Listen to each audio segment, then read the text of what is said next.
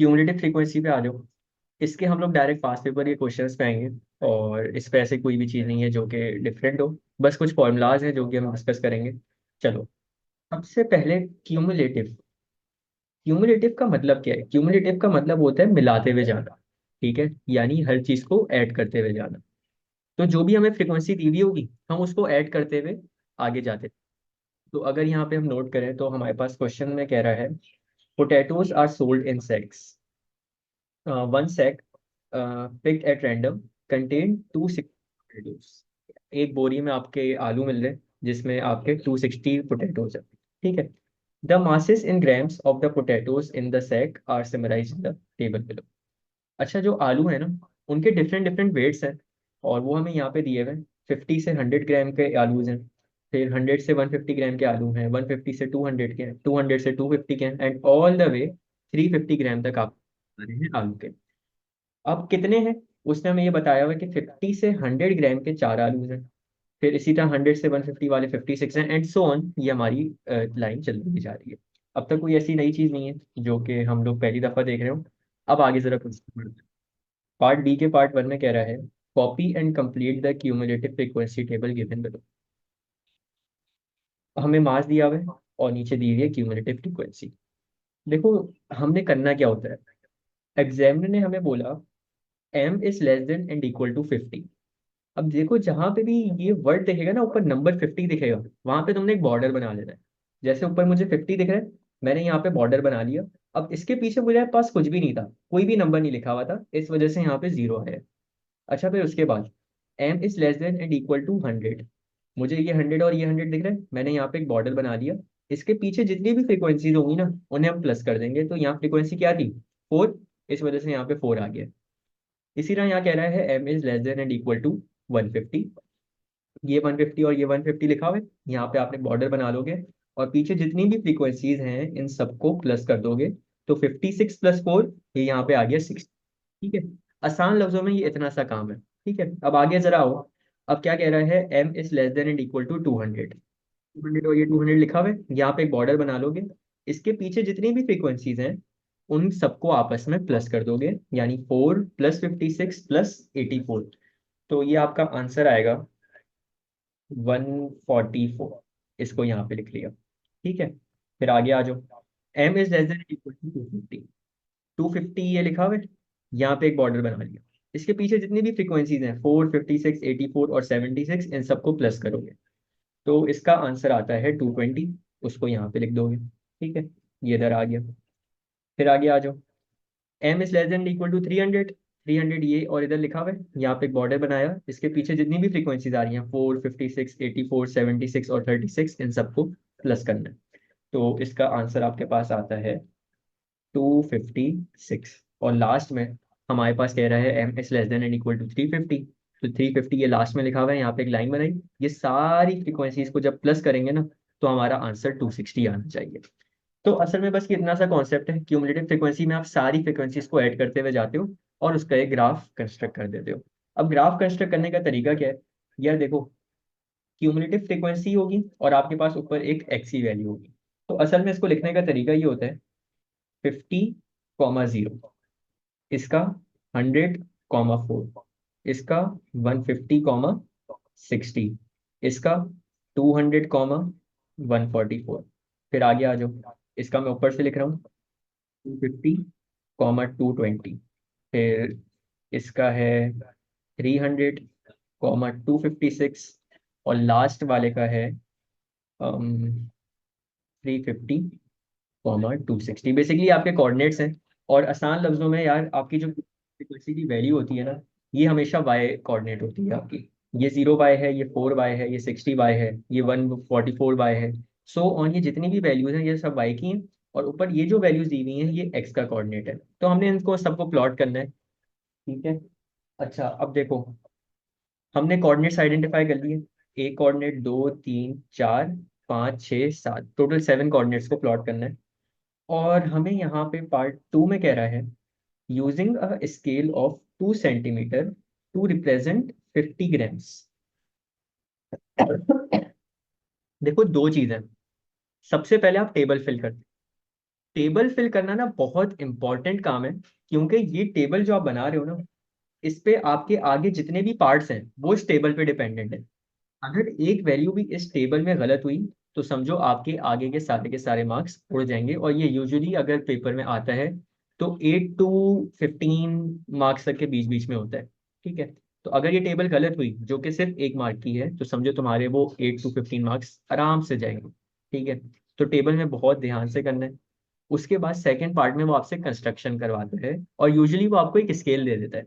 जैसे यहाँ पे स्केल उसने क्या दिया हुआ है, using a scale of 2 centimetre to represent 50 grams, draw a horizontal axis. Horizontal axis का मतलब होता है X axis, for masses between 0 to 350 grams. हमने ये वाली जो वैल्यू है ना मास की, इसका स्केल बनाना है एक्स एक्सिस पे 2 सेंटीमीटर का। 2 सेंटीमीटर का यार असल में मतलब ये होता है, मैं एक ग्राफ दिखाता हूँ, 1 मिनट रुको। ये ग्राफ देख रहे हो, असल में ना ये एक पूरा बॉक्स, ये 1 सेंटीमीटर का बॉक्स होता है, जिसके अंदर फर्दर 5 बॉक्सेस होते हैं। 1 box, 2 box, 3 box, 4 box, 5 box. तो ये एक पूरा बॉक्स जो है ये 1 सेंटीमीटर का होता है। और अगर दो बॉक्सेस की बात करें तो ये दो बॉक्सेस मिला के 2 सेंटीमीटर के बन जाते हैं। आसान लफ्जों में, ये जो थोड़ी सी डार्क लाइन होती है ना, ये पूरा एक बॉक्स 2 बाई 2 सेंटीमीटर का बन होता है। ठीक है, तो इस तरीके से कर सकते हो, नहीं तो स्केल से लेके मेजर कर लो। स्केल जो एग्जामिनर ने दिया है उसी स्केल पे बनाना बहुत लाजमी काम है। ठीक है, तो ये यहाँ पे टाइम हमारे पास क्योंकि कम होता है, तो इस वजह से यहाँ पे मैंने पहले से ही बना के रखा हुआ था। ठीक है, यहाँ पे अगर तुम लोग नोट करो तो यहाँ पे मेरे पास थोड़ा ग्राफ डिफरेंट है, लेकिन ये 2 सेंटीमीटर के बॉक्सेस बने। ठीक है, 1 मिनट। चलो, तो यहाँ पे हमारे 2 सेंटीमीटर के बॉक्सेस बने हुए हैं एक्स एक्स 50-50 के हिसाब से। तो ये 50, ये 100, ये 250, ये 200, ये 250, ये 300 और ये 350। ठीक है, और फिर उसने वाई एक्सिस के लिए क्या बोला, using a scale of 2 centimetre to represent 50 potatoes. Y axis पे भी 2 सेंटीमीटर की गैप देना है, और एक गैप आपका 50 पोटेटोज को रिप्रेजेंट कर रहा होगा, यानी ये क्यूमुलेटिव फ्रीक्वेंसी वाली वैल्यू। ठीक है, तो हमने इसी तरह यहाँ पे अपना प्लॉट किया, 2 2 सेंटीमीटर का गैप देके 50, 100, 150, 200, 250 एंड 300। ये सबसे पहला काम होता है, आपको एक स्केल देगा, आपने एक पूरा एक्स एक्सेस और वाई एक्सेस को डिजाइन कर लेना है। उसके बाद यार प्लॉटिंग जो होती है वो हमारी कोऑर्डिनेट ज्योमेट्री वाली है। सिंपली प्लॉटिंग का आपने इस तरह से करनी है, क्रॉस लगाओगे और फिर स्मूथ कर्व बनाना है। स्मूथ कर्व मैंने यहाँ पहले से इस वजह से बना लिया था, आईपैड पे थोड़ा स्मूथ कर्व बनाना मुश्किल हो जाता है, लेकिन असल लाइफ में आप बना सकते हो। और ये वही चीज़ है जो कि हमने ग्राफ ऑफ फंक्शंस के चैप्टर में पढ़ी थी, कि how to draw a smooth curve, जिसमें आप क्वाड्रेटिक के ग्राफ बनाते हो, क्यूबिक के ग्राफ बनाते हो, और एक्सपोनेंशियल के ग्राफ बनाते हो, उसके साथ रेसिप्रोकल के ग्राफ्स बनाते हो, उसी के साथ साथ ये क्यूमुलेटिव फ्रीक्वेंसी का भी स्मूथ कर्व बनाया जाता है। ठीक है, अब उसका तरीका तुम लोगों को पहले से पता है, नहीं पता तो देख के रिवाइज कर लेना। ये आपका पूरा एक इस तरह का स्मूथ कर्व बन जाता है। ये पहला काम था हमारा। ठीक है, अब आगे चलते हैं। अब आगे ना हमारे कुछ फॉर्मूलाज हैं जो कि सिर्फ और सिर्फ क्यूमुलेटिव फ्रीक्वेंसीज में आते हैं। फॉर्मूलाज क्या हैं, जरा इन पे बात करते हैं। 4 फॉर्मूलाज होंगे हमारे जो कि हम यहाँ पे डील करेंगे। और 4 फॉर्मूलाज कौन कौन से हैं, सबसे पहले आपका मीडियन है, उसके बाद आपका लोअर क्वार्टाइल, फिर आपका अपर क्वार्टाइल, और फिर आपका इंटर क्वार्टाइल। अच्छा, अब यार अब तक हमने जितने भी चीजें पढ़ी उन सब में मीडियन का एक फॉर्मूला होता था, और वो मैं यहाँ पे लिखवा देता हूँ, n+1 divided by tooth position. ये फॉर्मूला लगाते हुए आते थे हम। ये फॉर्मूला हमें पोजीशन बताया दिया करता था जिस पोजीशन पे हमारा मीडियन लाया करता था। लेकिन ये वाला जो फॉर्मूला है ना, ये फॉर्मूला हमारा क्यूमुलेटिव फ्रीक्वेंसी पे नहीं लग सकता। ये फॉर्मूला हमारा क्यूमुलेटिव फ्रीक्वेंसी पे नहीं लग सकता, इसका एक अपना फॉर्मूला होता है। ठीक है, फॉर्मूला क्या है, बड़ा आसान सा है, जरा इस पे बात करते हैं। हमारे पास जो भी एन की वैल्यू होगी, ठीक है, उसका 50% निकालना है। मीडियन के लिए एन की 50% की वैल्यू निकालनी है। अब ये एन क्या है, ऊपर जरा ग्राफ पे हो, एन आपका वो पॉइंट होता है जो कि सबसे मैक्सिमम आपके ग्राफ पे आ रहा है। अब यहाँ पे एक गलती करता है स्टूडेंट, वो मैक्सिमम का वर्ड सुन के वाई एक्सिस की मैक्सिमम वैल्यू को एन ले लेता है।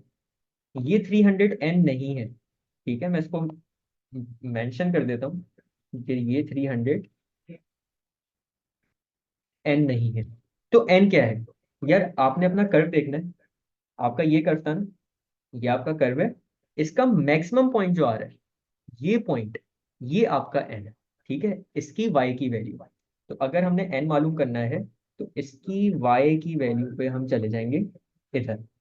ये वाला जो पॉइंट है, ये आपका एन का पॉइंट है, ये वाला। तो ये कितना आ रहा है यार? हमने यहाँ पे देखो, एक मिनट में इसको यहाँ से हटाऊं।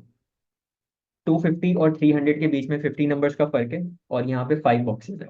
तो यानी एक बॉक्स जो है आपका 10 नंबर्स रिप्रेजेंट कर रहा है। तो 250, 260, 270, ये वाला नंबर जो है, ये 270 है। और ये 270 बेसिकली आपकी एन की वैल्यू है। एन किसी भी उस वैल्यू को बोलेंगे जो कि आपका कर्व का हाईएस्ट पॉइंट होगा, उसकी वाई वैल्यू। ठीक है, एन समझ आ गया? अब एन का क्या करना है?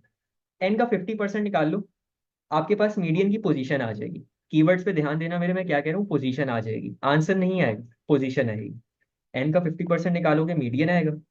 लोअर क्वार्टाइल निकालने के लिए एन का 25% निकालोगे। अपर क्वार्टाइल के लिए एन का 75% निकालोगे। अभी सिर्फ इन तीन पे बात करते हैं, इंटर क्वार्टाइल पे जरा बात है। यार 50%, जरा परसेंटेजेस तुम लोग का रिवाइज करवाते हैं। 50% हम लोगों ने परसेंटेजेस के चैप्टर में बड़े मजे से पढ़ा था। अगर लिखा हुआ है 50%, इसका क्या मतलब होता है? 50% का मतलब होता था 50/100। और इसको अगर हम सिंप्लीफाई करें, तो ये बन जाता है 1/2। यानी आसान लफ्जों में, एन को अगर तुम डिवाइडेड बाय 2 भी कर दोगे ना, तो वो सेम काम वैसे करेगा जो कि आप 50% का काम कर रहे हो। यानी अगर तो कैलकुलेटर में पक्के हो, तो डायरेक्टली कैलकुलेटर में तुम एन की वैल्यू लिखोगे, मल्टीप्लाई बाय 50% कर दोगे। लेकिन अगर कैलकुलेटर में थोड़ा वीक हो, जो कि नहीं होना चाहिए, तो क्या करोगे, सिंपली जो एन की वैल्यू होगी उसको डिवाइडेड बाय 2 कर दोगे। ओहो, एक मिनट, इससे आपकी मीडियन की वैल्यू आ जाएगी। ठीक है, ये परसेंटेज की चीज मैं बता रहा हूँ, अभी इसमें स्टैटिस्टिक की कोई भी चीज नहीं है। इसी तरह अगर 25% निकालना है, 25% किसका होता है? लोअर क्वार्टाइल का। 25% का मतलब होता है 25/100। यानी बेसिकली जब परसेंटेज का साइन 100 होता है ना, इसी तरह अगर हम इसको सिंप्लीफाई करें, तो ये बन जाता है 1/4। यानी अगर तुम्हें कैलकुलेटर में एन को मल्टीप्लाई बाय 25% करना नहीं आता, तो तुम लोग सिंपली डिवाइड बाय 4 कर देना। तो यहाँ से भी आपका लोअर क्वार्टाइल आ जाएगा। ये मल्टीप्लाई बाय 25% समझ आ गया? चलो आगे एक चीज देखते हैं। 75%। 75% क्या होता है? अपर कोटाइल। अपर कोटाइल का क्या मतलब है? अपर कोटाइल का मतलब होता है 75%, यानी 75/100। इसको अगर सिंप्लीफाई करो, तो ये बनता है 3/4। यानी अगर तुम्हें कैलकुलेटर में एन को 75% करना नहीं आता, तो क्या करोगे, एन को मल्टीप्लाई कर दोगे 3/4 से, तो भी आपका अपर कोटाइल का आंसर आ जाएगा। ठीक है, तो ये चीज थी। अभी हमने 3 फॉर्मूलाज देखे हैं, और तीनों फॉर्मूलाज को परसेंटेज की टर्म से निकालना सीखा है। मीडियन के लिए 50% निकालना है, ठीक है। अपर क्वार्टाइल के लिए 75%, और लोअर क्वार्टाइल के लिए 25%। ये तीनों चीजें जब करोगे ना, तो आंसर नहीं आएगा। इससे सिर्फ आपकी पोजीशन पता चलती है। आंसर निकालने के लिए क्या काम करते हैं? आंसर निकालने के लिए आप उसकी एक्स की वैल्यू देखते हैं। ठीक है, तो अगर यहाँ पे हम देखें, तो अगर ये सवाल है हमारे पास, ठीक है, इसी ग्राफ की मैं बात कर रहा हूँ। अगर इस ग्राफ में हमने मीडियन, अपर क्वार्टाइल और लोअर क्वार्टाइल निकालना है, तो क्या करेंगे, हम यहाँ पे जो हमारी एन की वैल्यू है 270, 270 का 50% निकालेंगे, तो हमारे पास मीडियन आएगा। ठीक है, अगर इसका 75% निकालेंगे, तो हमारे पास इसका अपर क्वार्टाइल आएगा। अगर इसका 25% निकालेंगे, तो हमारे पास लोअर क्वार्टाइल आएगा। तो जरा इसको निकालने पे आते हैं। एन की वैल्यू हमारे पास 270 है। आज जरा इसको सॉल्व करते हैं। पार्ट सी में कह रहा है use your curve to find median. U Q का मतलब है अपर क्वार्टाइल, एल क्यू का मतलब है लोअर क्वार्टाइल। चलो जी, एन की वैल्यू 270, एक मिनट, 270 मल्टीप्लाई बाय 50%, तो इसका आंसर आई थिंक 135 आता है। ये 135 हमारा आंसर नहीं है, फिर से बोल रहा हूँ। ये 135 आपकी वाई की वैल्यू है। आंसर हमेशा हमारा किसमें होता है? एक्स की टर्म में। 135 पे जाके हम एक स्ट्रेट लाइन बनाएंगे। जरा आ जाओ यहाँ पे। 135, यार ये 100 है, ये 110, 120, 130 और 140। 135 ना इनके एग्जैक्ट बीच में लाया कर रहा होगा। यानी यहाँ पे। तो अगर हम यहाँ से एक लाइन बनाना शुरू करें, इसका मैं कलर चेंज कर लेता हूँ। ये लाइन बनाई है हमने। अब देखो ये लाइन जो आपके कर्व के साथ इंटरसेक्ट करेगी ना, इसकी एक्स की वैल्यू यहाँ से नीचे आ जाए, ये वाली जो वैल्यू है ना, ये आपकी किसकी है, ये आपकी वैल्यू मीडियन की है। तो मीडियन क्या आ रहा है देख लेते हैं। यार 150 और 200 के बीच में 50 नंबर्स का फर्क है, ठीक है। और 150, 160, 170, 180, 190, 190 और 200 के एग्जैक्ट बीच में है ना, तो इसका क्या मतलब है, 195 आपका मीडियन। 195। ठीक है। अच्छा जी, तो यहाँ पे आंसर लिख दोगे इसका 195।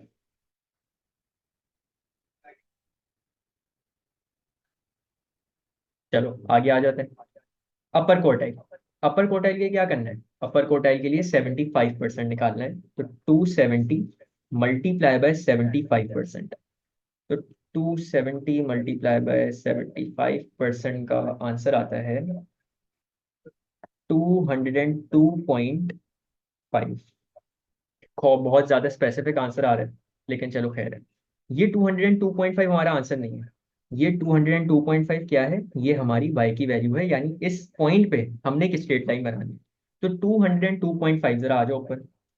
202 कहाँ पे आएगा, यार ये 200 है और ये 210 है, यानी 202.5 समवेयर इधर आ रहा होगा। ठीक है। तो हम एक एस्टिमेटेड लाइन बना देते हैं यहाँ पे। यहाँ पे लेट से यहाँ पे हमारा आ रहा है 202.5, स्ट्रेट लाइन बनाते हुए जाएंगे। और जब तक बनाएंगे जब तक हमारा क्यूमुलेटिव फ्रीक्वेंसी का कर्व नहीं आ रहा, और जैसे ही हमारा कर्व आ जाएगा हम यहाँ से नीचे आ जाएंगे। कर्व से नीचे है, और इसकी एक्स की वैल्यू देख लें। तो इसकी एक्स की वैल्यू क्या आ रही है, चलो देख लेते हैं यहाँ पे। ये 200 है, 210, 220, 230 और 240। 230 और 240 के बीच में है, और ऑलमोस्ट 240 से करीब है। तो लेट्स का आंसर आई लेट्स से 239 आ रहा है। ये आपका अपर कोटाइल। अच्छा, इस चीज पे परेशान होने वाली बात नहीं है। आपकी ना एक रेंज गिवन होती है आंसर्स की, आप उस रेंज में आंसर दे सकते हो, हर बच्चे का इसमें डिफरेंट आंसर आता है। चलो अपर कोटाइल निकाल लिया, आगे आ जाओ। लोअर कोटाइल क्या करते हैं, 25% निकालते हैं। 270 मल्टीप्लाई बाय 25%। इसका आंसर देख लेते हैं क्या आएगा। 270 मल्टीप्लाई बाय 25%, इसका आंसर आता है 67.5। ये 67.5 अगेन आंसर नहीं है, ये क्या है, y की वैल्यू है, इस पे एक लाइन बनानी है 67.5 पे। अच्छा, ये अपर कोटाइल का आंसर लिख दो, मैं आंसर नहीं लिखा मैंने। अपर कोटाइल का आंसर क्या था, 239। अब आ जाओ ऊपर। हमने बनानी है लाइन 67.5 पे। चलो 67.5, 67.5 ये 50 है, ये 60 है, तो 67.5 समवेयर इधर लाई कर रहा होगा। ठीक है। तो यहाँ से एक लाइन बना दोगे, एक मिनट कलर चेंज कर लूँ। यहाँ से एक लाइन बनाई, कर्व पे इंटरसेक्ट करी, और यहाँ से हम नीचे आ गए। अब ये वाली वैल्यू क्या आ रही है, ये आपकी 150, 150 और 160 के सेंटर से थोड़ा सा आगे है। ठीक है, यानी 156 समथिंग आ रही होगी। तो हम इसको लिख लेते हैं 156। ये आपका लोअर कोटाइल है, इसका आप आंसर लिख दोगे 156। चलो इसको नीचे लिख लेते हैं। इसका आंसर आया है आपका 156 आंसर। तो ये चीज़ है। हमने तीन नए फॉर्मूला सीखे हैं अभी क्यूमुलेटिव फ्रीक्वेंसी में। सबसे पहले हमने सीखा मीडियन कैसे निकाला जाता है, फिर हमने सीखा अपर कोटाइल कैसे निकाला जाता है, और फिर हमने सीखा लोअर कोटाइल कैसे निकाला जाता है। फॉर्मूलाज जो हैं ये सिर्फ हमारी पोजीशन बताते हैं, और पोजीशन भी इस सेंस से बताते हैं कि जो फॉर्मूला आपका आंसर आ रहा है ना, उस आंसर पे हम एक स्ट्रेट लाइन बनाते हैं वाई एक्सिस पे, और उसको जब तक बनाते हुए जाते हैं जब तक कि वो आपकी इंटरसेक्ट नहीं हो रही किसके साथ, क्यूमुलेटिव फ्रीक्वेंसी के कर्व के साथ। जहां पे उसने इंटरसेक्ट किया क्या होगे, और उसकी एक्स की वैल्यू लिख दोगे। तो ये एक्स की वैल्यू लिख दी। यहाँ पे आपके तीन काम हो गए, मीडियन कोटाइल और लोअर कोटाइल। चलो अब जरा इसको जल्दी से रिवाइज करते हैं, अभी हमने क्या पढ़ा। Draw a line on Y axis according to the answer you get. जो भी हमारे पास आंसर आएगा, हमने उस तरह की लाइन बनानी है वाई एक्सिस पे, एक horizontal, in such a way that it intersects with the curve. और उसको जब तक एक्सटेंड करना है जब तक कि वो आपकी कर्व के साथ इंटरसेक्ट नहीं करे। Right the x value of the intersection, जो आपकी एक्स की वैल्यू होती है ये आपका हमेशा आंसर होता है। और फिर हमने ये अब एक आप आखिरी बात करनी है, जो यहाँ पे हमने अभी शुरू के 3 फॉर्मूलाज पढ़े ना, मीडियन, लोअर क्वार्टाइल और अपर क्वार्टाइल, इसमें हम करते क्या थे? इसमें हम ये करते थे कि जो हमारा आंसर आता था हम उसकी वाई एक्सिस पे लाइन बना के एक्सटेंड करते थे उस पॉइंट तक जब तक कि वो कर्व के साथ इंटरसेक्ट नहीं होती, और जहां पे वो इंटरसेक्ट करती थी उसकी एक्स की वैल्यू बता दिया करते थे। लेकिन जिसमें जो आखिरी फॉर्मूला है ना, इंटर क्वार्टाइल, इसमें ऐसा नहीं होता है। इंटर क्वार्टाइल का फॉर्मूला क्या है? अपर क्वार्टाइल माइनस लोअर क्वार्टाइल, और यहाँ पे अपर क्वार्टाइल का एक्स वैल्यू लोअर क्वार्टाइल की एक्स वैल्यू को आपस में सबट्रैक्ट करना है। ठीक है, तो यहाँ क्या लिखा हुआ है? The first 3 formulas only tells the value of Y axis and not the final answer. अब जरा यहाँ पे आओ, इंटर क्वार्टाइल का फॉर्मूला क्या बोला अभी मैंने? इंटर क्वार्टाइल का फॉर्मूला मैंने बोला अपर क्वार्टाइल माइनस लोअर क्वार्टाइल, ऐसा ही है। अब यार देखो, अपर क्वार्टाइल का एक आंसर आ रहा था वाई का, ठीक है, क्या आंसर रहता है जरा इसको लिखते हैं। 202.5 माइनस लोअर क्वार्टाइल का आंसर आ रहा है 67.5। इसका जरा आंसर देखते हैं क्या आ रहा है। 202.5 माइनस 67.5, इसका आंसर आ रहा है 135। मुझे जरा बताओ चैट पे, ये काम सही किया है मैंने यहाँ पे?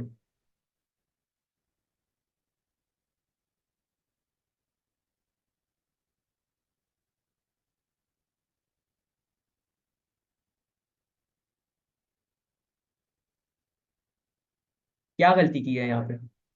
हमने तो यही किया ना, अपर क्वार्टाइल की वैल्यू को लोअर क्वार्टाइल की वैल्यू से माइनस की है। हमेशा ना एक्स की वैल्यू लेनी है आप, जो आपकी अपर क्वार्टाइल की वैल्यू है ना और लोअर क्वार्टाइल की वैल्यू, उसमें वाई की नहीं लेनी, एक्स की लेनी। तो अपर क्वार्टाइल की एक्स की वैल्यू क्या है? 239 माइनस लोअर क्वार्टाइल की एक्स की वैल्यू, वाई वैल्यू क्या है?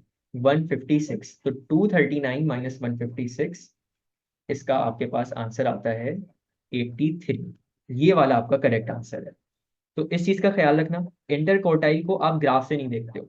इंटर क्वार्टाइल निकालने के लिए आप पहले अपर क्वार्टाइल और लोअर क्वार्टाइल निकालते हो फॉर्मूले की हेल्प से, और फिर जो उनके एक्स के आंसर आ रहे होते हैं उनको आपस में सब्ट्रैक्ट कर देते हो, तो आपका इसका आंसर आ जाता है। ठीक है, तो ये चीज थी। और ये 4 फॉर्मूला सिर्फ और सिर्फ हमारे कब लगते हैं? ये 4 फॉर्मूला सिर्फ और सिर्फ हमारे क्यूमुलेटिव फ्रीक्वेंसी के, बाकी ये फॉर्मूला कहीं पे भी नहीं लगते। ठीक है, तो चलो अब एक और कॉन्सेप्ट देख लो इसी के साथ साथ। कॉन्सेप्ट है परसेंटाइल। यार आसान लफ्जों में ना, परसेंटाइल का मतलब होता है परसेंटेज। कभी भी वो आपको परसेंटाइल निकालने का बोले, परसेंटाइल का मतलब है परसेंटेज। तो आपने सिंपली करना ये है, N multiply by percentile divide by 100 कर देना। ठीक है, या आप इसको ये बोल लो, एन मल्टीप्लाई बाय P%। क्या मतलब है? यार 60th परसेंटाइल का मतलब है कि आपने एन का 60% निकालना है। ठीक है, तो इसको अगर फॉर्मूले की टर्म से बात करें तो यार यहाँ पे क्या करोगे? एन की वैल्यू क्या थी जरा देखो, एन की वैल्यू थी 270। 270 मल्टीप्लाई बाय परसेंटाइल कितना गिवन है? 60। 60/100। या तो इस तरीके से लिखो, या इसको यूं भी लिख सकते हो, 270 मल्टीप्लाई बाय 60%। पी यहाँ पे आपका परसेंटाइल है। दोनों से आंसर सेम आ रहा है, ठीक है, क्योंकि परसेंटेज का साइन बेसिकली जब हटता है तो वो डिवाइडेड बाय 100 हो जाता है। तो 270 का 60% देखते हैं क्या आता है। 270 का 60% आपका आ रहा है 162। इसका आंसर आ रहा है 162। अगेन ये वैल्यू आंसर नहीं है आपका, ये आपको सिर्फ वाई एक्सेस की वैल्यू बता रहा है, हमें इसकी एक्स एक्सेस की वैल्यू लिखनी होती है। तो 162 पे जरा जाके लाइन बनाते हैं। 162 कहाँ पे है जी? ये 150 है, ये 160 है, तो 162 समवेयर 160 के ऊपर आ रहा होगा ना। तो यहाँ पे एक लाइन बना देते हैं, ये 162 पे लाइन बनाई, और ये एग्जैक्ट जब नीचे आएगी तो ये कितने पे आ रही है? ये आपकी आ रही है 210 पे। तो यहाँ पे आपकी वैल्यू आ गई 210। ये आपका 60th परसेंटाइल है। तो इसका आंसर आ रहा है हमारा 210। आसान लफ्जों में कभी भी परसेंटाइल लिखा हो, वो परसेंटेज निकालोगे, जो आंसर आएगा उसकी एक वाई एक्सिस पे लाइन बनाओगे, जहां पे वो कर्व के साथ इंटरसेक्ट करेगी उसकी एक्स की वैल्यू लिख दोगे। आंसर क्या आया था मैं भूल गया यार, एक मिनट।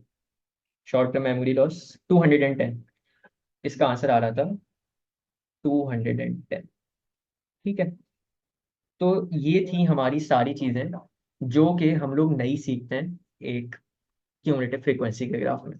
मुझे जरा यहाँ तक अपडेट दो, कोई फंसा हुआ तो नहीं है? अच्छा, मैंने एक चीज नोट किया है कि बच्चे ना यूजुअली हेजिडेंट होते हैं बताने में कि समझ आई है नहीं आई है। तो उसके लिए तुम लोग एक काम किया करो, इमोजीज यूज कर लिया करो। अगर समझ आ गई तो वो इमोजी भेज दो, क्या कहते हैं, जैसे अभी ये क्या कौन सा इमोजी कहते हैं यार, ये थम्स अप का इमोजी। नहीं समझ आई तो थम्स डाउन का इमोजी भेज दिया करो, इससे समझ आ जाएगी। तो ये आसान है। ठीक है, चलो आगे चलते हैं।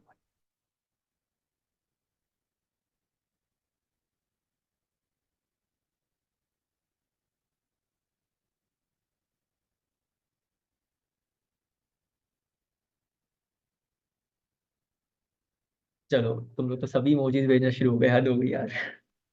चलो, अगला कॉन्सेप्ट देखते हैं। सेम ही क्वेश्चन कर रहे हैं, उसका अगला पार्ट है पार्ट डी। पार्ट डी में हमें कह रहा है estimate the sack of potatoes needed for an event. अब देखो, सैक ऑफ पोटैटोज क्या है? सैक ऑफ पोटैटोज बेसिकली आपके आइटम्स है ना। और ये हमारे किस पे प्लॉट हुए हुए थे, जरा पीछे आके चेक करो। सैक ऑफ पोटैटोज जो थे वो हमारे वाई एक्सिस पे प्लॉट हुए हुए थे, क्योंकि क्यूमुलेटिव फ्रीक्वेंसी आपकी सैक ऑफ पोटैटोज की थी ना। एक्स एक्सिस पे आपके ग्राम्स प्लॉटेड है, 50 ग्राम से लेके 350 तक, और वाई एक्सिस पे आपके सैक ऑफ पोटैटोज की वैल्यू है।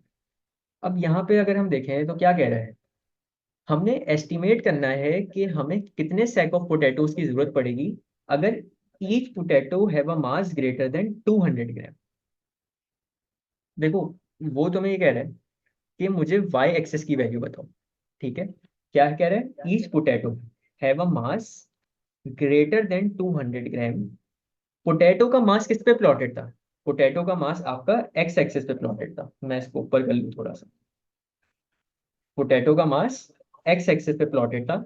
वो कह रहा है कि अगर तो आपका पोटैटो का मास 200 ग्राम से ज्यादा हो, ठीक है, तो कितने पोटैटो के सेक की जरूरत पड़ेगी? असल में हम करते ही हैं यार, 200 से ज्यादा की बात कर रहे हैं। ग्रेटर देन 200 का क्या मतलब है? ग्रेटर देन 200 का मतलब होता है कि 200 और उससे ज्यादा जितना भी जाए, अब वो इन्फिनिट तक भी जा सकता है। ठीक है, यहाँ पे हमारी मैक्सिमम वैल्यू क्या जा रही है? यहाँ पे हमारी मैक्सिमम वैल्यू 350 जा रही है, और 200 से आगे रहना है। ठीक है, तो हम क्या करते हैं, 200 पे एक लाइन बनाएंगे। 200 पे एक लाइन बनाई, और यहाँ पे ये इंटरसेक्ट कर रही है, यहाँ से वाई एक्सिस पे आ रहा है। ये वाई एक्सिस पे क्या वैल्यू आ रही है यार? ये 140 और 150 के एग्जैक्ट बीच में ये आ रही है 145। ठीक है, 145 आ रही है। अच्छा देखो, 145 तो वो है ना जो आपके कम से कम लगेंगे, लेकिन उसने हमें बोला है ग्रेटर देन 200, यानी कम से कम तो 145 लगेंगे। अब ज्यादा से ज्यादा तो जितने भी लगे। तो ज्यादा से ज्यादा की वैल्यू कैसे देखते हैं? ज्यादा से ज्यादा की वैल्यू आप देखते हो अपने मैक्सिमम पॉइंट से। अब मैक्सिमम पॉइंट क्या है? वही एन वाली वैल्यू। एन वाली वैल्यू क्या थी यहाँ पे? ये इधर है। एन की वैल्यू आ रही थी 270। तो 270, एक मिनट, हाँ, 270 आपकी एन की वैल्यू थी। तो कम से कम आपके कितने लगेंगे? कम से कम आपके 145 लगेंगे, ज्यादा से ज्यादा आपके 270 लगेंगे। कितना फर्क आ रहा है इनमें, हम इनको सब्ट्रैक्ट कर देंगे। 270 माइनस 145, 270 माइनस 145, इसका आंसर देख लेते हैं क्या आ रहा है।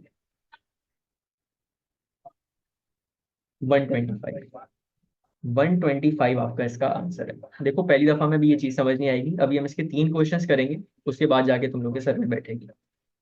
उसने बोला कि अगर एक पोटैटो का मास 200 ग्राम से ज्यादा है, ठीक है, ग्रेटर देन का क्या मतलब होता है? ज्यादा। और फिर ज्यादा वो जितना भी जाए उस पर कोई लिमिट नहीं होती। उसने सिर्फ हमें ये बोला कि 200 से ज्यादा होना चाहिए। तो कितने सैक ऑफ पोटैटोज की जरूरत होगी? हमने क्या किया, हमने देखा कि ईच पोटैटो की अगर हम बात करें तो उसका वेट जो है ना वो एक्स एक्सिस पे प्लॉट हुआ हुआ है। 200 ग्राम की वो बात कर रहे हैं। हम एक्स एक्सिस पे गए, 200 पे एक लाइन बनाई, और जहां पे वो कर्व के साथ इंटरसेक्ट की वहां से हम वाई की वैल्यू पे चले गए। वाई की वैल्यू क्या आई? 145। ये 145 क्या बता रहा है? ये 145 आपको बता रहा है कम से कम सैक ऑफ पोटैटोज। लेकिन उसने तो बोला है कि कम से कम आपके 200 ग्राम के पोटैटोज हो, ज्यादा से ज्यादा जितने भी जाए उस पर कोई रोक टोक नहीं है। तो ये 145 जो वैल्यू है ना, ये 145 जो वैल्यू है, ये सिर्फ और सिर्फ किसकी है? ये 200 ग्राम की है। लेकिन हमें तो ऐसी चाहिए ना कि 200 ग्राम से ज्यादा जितने भी हो।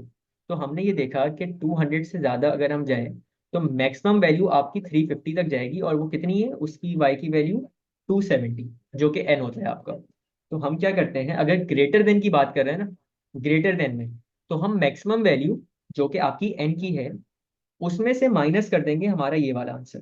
तो 270 माइनस 145 करके हमारा इसका आंसर आया। ठीक है।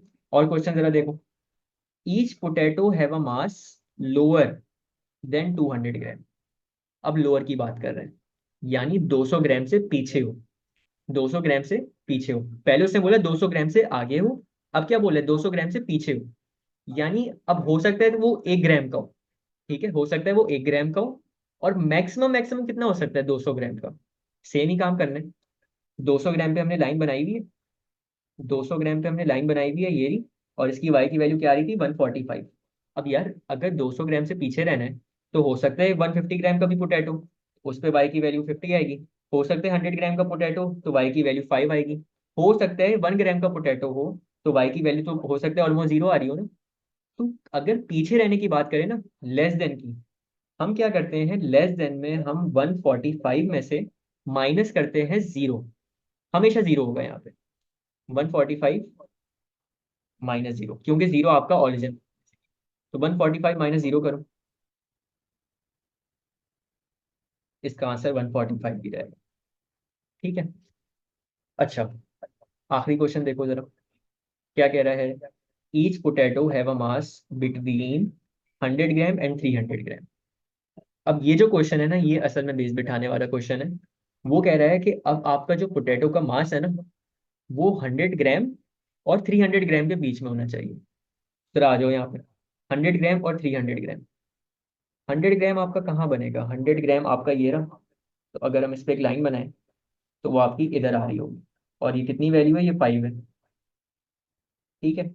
और अगर 300 ग्राम पे लाइन बनाए, 300 ग्राम ये रहा, लाइन बनाई, तो यहाँ पे आपकी वाई की वैल्यू निकालने के लिए हम इधर आ जाएंगे। तो ये 250 और 260 के एग्जिट, तो ये 255 होगी। ऐसे ही उसने बोला कि ये जो 255 की वैल्यू है और ये जो नीचे 5 की वैल्यू है, इसके बीच में आपका आंसर होना चाहिए। तो हम क्या करेंगे, इसमें भी सब्ट्रैक्ट कर देंगे। 255 माइनस 5, तो 255 माइनस 5 कितना होता है, 255 माइनस 5 250 होता है। तो आपकी जो यहाँ पे रेंज आएगी ना, वो कितनी आएगी, यहाँ वो यहाँ पे आपकी 250 आ रही है। 255 माइनस 5 इक्वल टू 250 ग्राम। अब देखो, ये बस आखिरी कॉन्सेप्ट था इसका, क्यूमुलेटिव फ्रीक्वेंसी का। इसको जरा रिवाइज करते हैं। तीन केसेस हैं। तीन केसेस क्या हैं, या तो वो आपको बोलेगा ग्रेटर, ठीक है, आगे भेज रहा होगा। ग्रेटर का मतलब है मैक्सिमम जितना भी जा सकते हो जाओगे। या तो वो बोलेगा आपको लोअर, लोअर का मतलब है आप जीरो से स्टार्ट कर सकते हो, तो उसमें आप जीरो तक जाओगे।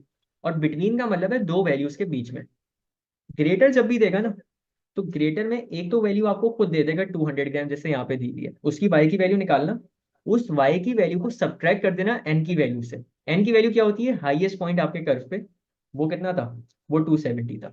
अगर ग्रेटर की बात हो रही है, अगर लेस देन की बात हो रही हो ना, तो लेस देन की वैल्यू में हम लोगों ने करना है, जो हमारा आंसर आएगा, लेट से यहाँ पे 200 पे 145 आ जाता, इसमें से सब्ट्रैक्ट कर देंगे जो कि आपकी लोएस्ट पॉसिबल वैल्यू होगी, जैसे यहाँ पे लोएस्ट पॉसिबल वैल्यू आपकी जीरो थी। ठीक है। अगर तो वो बिटवीन बोल रहे हैं, तो बिटवीन का काम बड़ा आसान होता है। बिटवीन में आपको दो वैल्यूज देगा, दो वैल्यूज को आपने प्लॉट करना है एक्स एक्सिस पे, जैसे ये और ये की हमने, सॉरी ये और ये की हमने, इसकी वाई की वैल्यू निकाली, तो एक की वैल्यू 5 आई, एक की वैल्यू 255 आई, और हमने इन दोनों को सब्ट्रैक्ट कर दिया। अब अगर तो तुम चाहो ना, तो शुरू के जो दो क्वेश्चन है इनको भी तुम ऐसे ट्रीट कर सकते हो बिटवीन के हिसाब से। इससे आसान हो जाएगा। कैसे, अगर वो बोल रहा है each potato have a mass greater than 200 ग्राम, तो इसको तुम ये बोल सकते हो, मैं एक मिनट पहले इसको लिख दूं फिर मैं समझाता हूँ।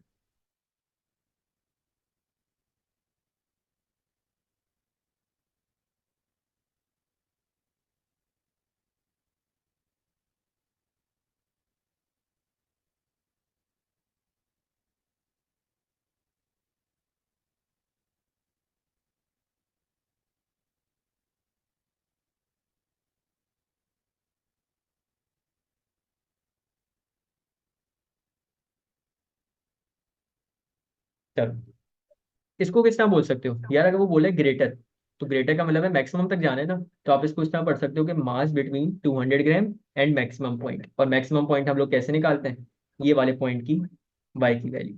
अगर वो बोले लोअर, अब इसको ये भी बोल सकते हो mass between 200 gram and minimum point. Minimum point आप देख लेना ग्राफ से, यहाँ पे हमारा मिनिमम पॉइंट बिल्कुल जीरो पे आ रहा था, ये देखो, ये इधर प्लॉट हुआ हुआ था, ये बिल्कुल जीरो पे था। ठीक है, तो ये चीज थी। तीनों क्वेश्चन को आप एज अ बिटवीन वाले क्वेश्चन के हिसाब से ट्रीट कर सकते हो, तो ये यूजुअली आसान हो जाता है। अब असल में ना, इसके डिफरेंट डिफरेंट कीवर्ड्स भी आ सकते हैं। और कीवर्ड्स क्या हो सकते हैं, वो आपको, ये अगर चार कीवर्ड्स हैं, जैसे अभी हमने बात की ग्रेटर पे, ग्रेटर की जगह वो बिगर भी बोल सकता था। ठीक है, बिगर की जगह वो हाइयर भी बोल सकता है, हाइयर की जगह वो एट लीस्ट भी बोल सकते हैं। एट लीस्ट इसका सबसे मुश्किल कीवर्ड है। एट लीस्ट का क्या मतलब होता है, कम से कम। तो अगर मैं बोल रहा हूँ मुझे चाहिए एटलीस्ट 200 ग्राम्स, तो इसका क्या मतलब है, मैं ये बोल रहा हूँ कि मुझे 200 ग्राम कम से कम चाहिए। अब इससे ज्यादा जितने भी हो मैक्सिमम तक मुझे इससे फर्क नहीं पड़ता। तो हम ये बात कर रहे थे कि चार कीवर्ड्स हैं, और चार कीवर्ड्स के अलावा भी आ सकते हैं, वो फिर तुम लोग की अकल पे डिपेंड है कि तुम लोग की इंग्लिश कितनी अच्छी है। अगर यहाँ पे इंग्लिश वीक हुई ना, तो फिर इसका आंसर गलत हो जाता है। ठीक है, इसी तरह और भी कीवर्ड्स हैं, और वो ये चार कीवर्ड्स हैं जिसमें अभी हमने बात की लेसर की। ठीक है, लेसर या लोअर बोल लो, लोअर, स्मॉलर, लेसर और एट मोस्ट। इन चारों का मतलब है कि पीछे रहना। इसमें सबसे मुश्किल कीवर्ड है एट मोस्ट का। एट मोस्ट का क्या मतलब होता है, एट मोस्ट का मतलब होता है ज्यादा से ज्यादा। मैं बोला मुझे एट मोस्ट 200 ग्राम, तो इसका मतलब है मुझे ज्यादा से ज्यादा 200 ग्राम चाहिए। अब इससे कम जितने भी हो उससे मुझे फर्क नहीं पड़ता, लेकिन ज्यादा से ज्यादा 200 ग्राम चाहिए। तो ये कीवर्ड्स याद कर लो, अपनी वोकेबलरी में बिठा लो, एट लीस्ट, एट मोस्ट। तो ये बड़े इंपॉर्टेंट कीवर्ड्स हैं, ये सिर्फ यहीं पे नहीं और भी जगहों पे टेस्ट होता है मैथ्स में। और इसके अलावा और भी डिफरेंट डिफरेंट कीवर्ड्स आ सकते हैं, और वो आपकी फिर वोकेबलरी पे डिपेंड है कि कितने अच्छे तरीके से आइडेंटिफाई करते हो। ठीक है, इसका क्वेश्चन देखते हैं। और यहाँ पे क्वेश्चन में हमें कह रहा है, Paul and Sam are two athletes who have training sessions together. On 80 sessions during 2007, they ran the same route and their times were recorded. The cumulative frequency curve shows the distribution of Paul times. हमें Paul का एक distribution curve बना के दिया हुआ है खुद से, और हमें नीचे कह रहा है use the curve to estimate the median, the interquartile range and how often Paul took more than 64 minutes. सबसे पहले आ जाओ मीडियन। क्या फॉर्मूला होता है मीडियन का, N multiply by 50%। N multiply by 50%, N की वैल्यू जरा आइडेंटिफाई करते हैं। बल्कि मैं नहीं कर रहा, मुझे तुम लोग बताओ क्या एन की वैल्यू है यहाँ पे।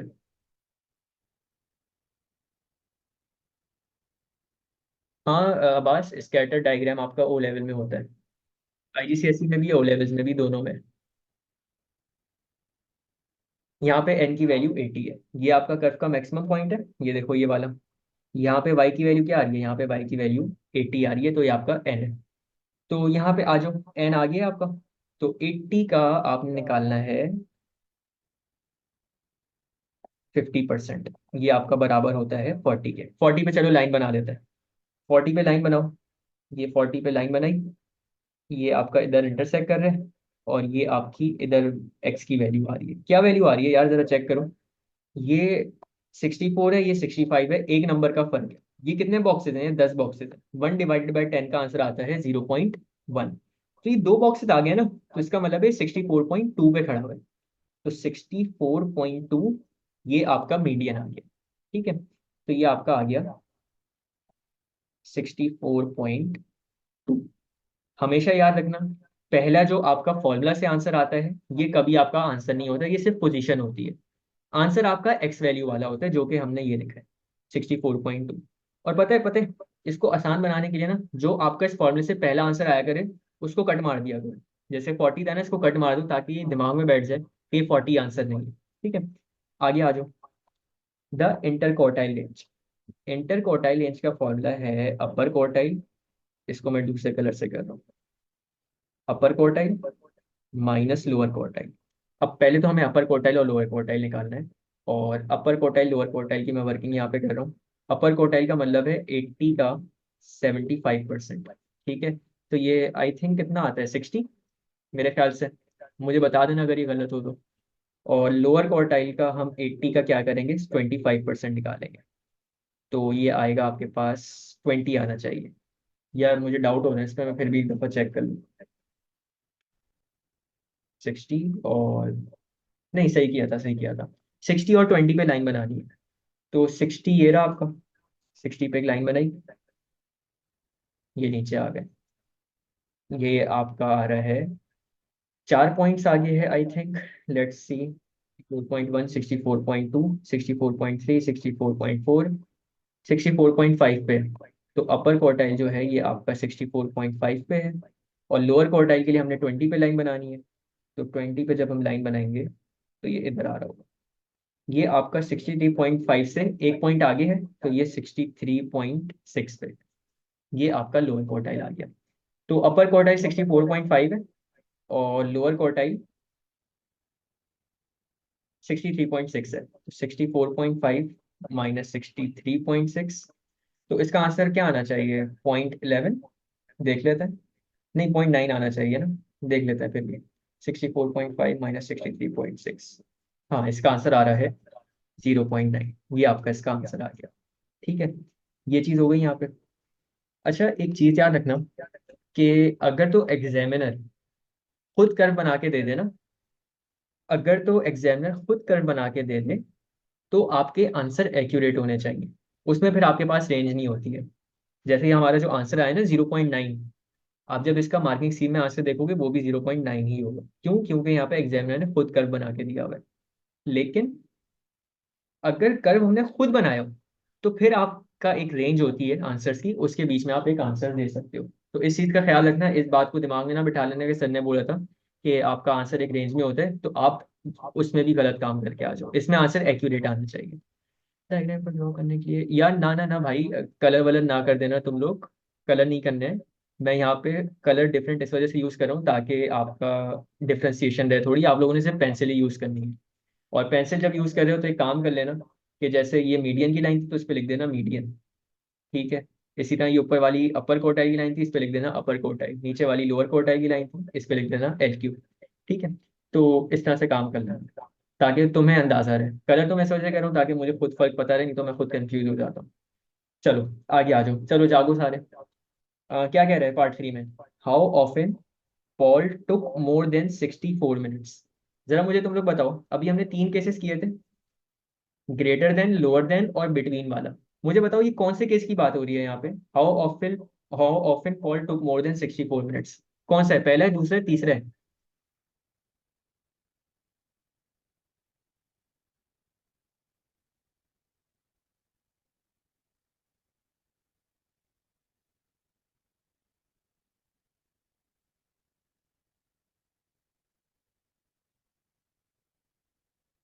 यार देखो, क्या कह रहा है, मोर देन 64 मिनट्स। मोर देन का मतलब है 64 से ज्यादा।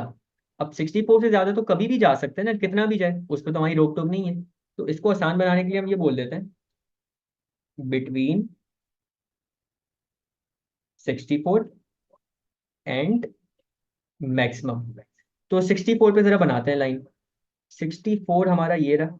इस पे अगर एक हम लाइन बनाएं तो ये इधर बनेगी। और इसकी y की वैल्यू 20 और 40 के एग्जैक्ट बीच में आ रही है ना। तो 20 और 40 के एग्जैक्ट बीच में क्या होता है, 30। तो ये आपका आ गया यहाँ पे 64 का आंसर 30। और मैक्सिमम वैल्यू यानी n की वैल्यू कितनी थी, 80। हमने 80 में से 30 को सब्ट्रैक्ट कर देना है। तो 80 माइनस 30, इसका आंसर आपके पास आ जाएगा 50। ये आपका इसका आंसर आ गया। ठीक है, आसान से क्वेश्चन होते हैं, एक एक दो दो मार्क के।